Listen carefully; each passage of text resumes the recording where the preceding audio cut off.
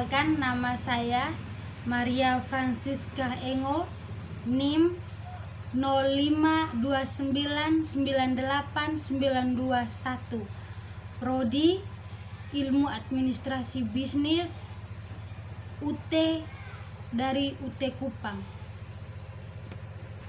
Saya akan menjawab atau menanggapi tugas 1 dengan mata kuliah logika. Pertanyaan yang diberikan adalah, trim pada hakikatnya terbagi menjadi banyak jenis. Sebut dan jelaskan 3 jenis trim tersebut, sertakan juga contohnya. Saya menanggapinya. Macam-macam trim adalah: 1. Trim universal, 2. Trim partikular, 3. Trim kolektif. Trim itu sendiri adalah kata atau frasa yang digunakan untuk mengidentifikasi objek, konsep, atau ide dalam bahasa.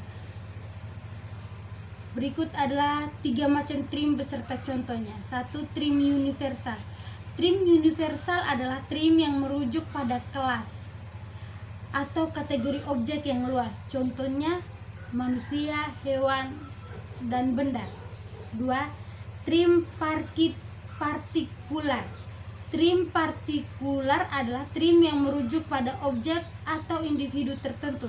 Contohnya Soekarno, Jakarta, dan buku ini. 3. Kolektif. Trim kolektif adalah trim yang merujuk pada kumpulan objek atau individu yang dianggap sebagai suatu kesatuan. Contohnya seperti keluarga, tim, dan komunitas tertentu. Yang kedua, bentuk sesat pikir atau logical fallacy. Logical fallacy adalah kesalahan dalam penalaran yang dapat berguna atau membuat argumen menjadi tidak valid atau tidak meyakinkan. Berikut adalah contohnya. 1. Ad hominem, menyerang karakter atau kepribadian seseorang daripada argumennya. Contohnya, kamu tidak bisa mempercayai pendapatnya karena dia tidak berpendidikan tinggi. 2. Contoh yang berikutnya, strawman, menggambarkan argumen lawan dengan cara yang tidak akurat atau berlebihan untuk kemudian menyerangnya. Contohnya, jika kamu tidak ingin semua menjadi komunis dan memiliki properti yang sama.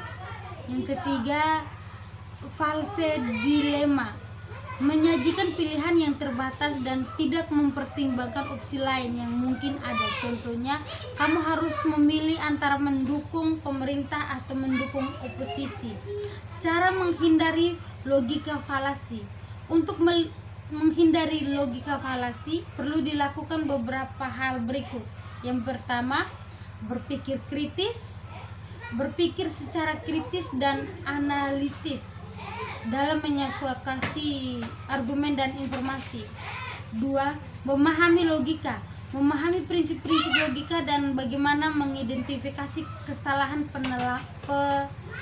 penalaran. 3. Menghindari emosi. 4. Mencari bukti. 5. Mengakui keterbatasan. Mengakui keterbatasan pengetahuan dan informasi yang dimiliki. Dengan demikian, kita dapat meningkatkan kemampuan berpikir kritis dan logis serta menghindari kesalahan penalaran yang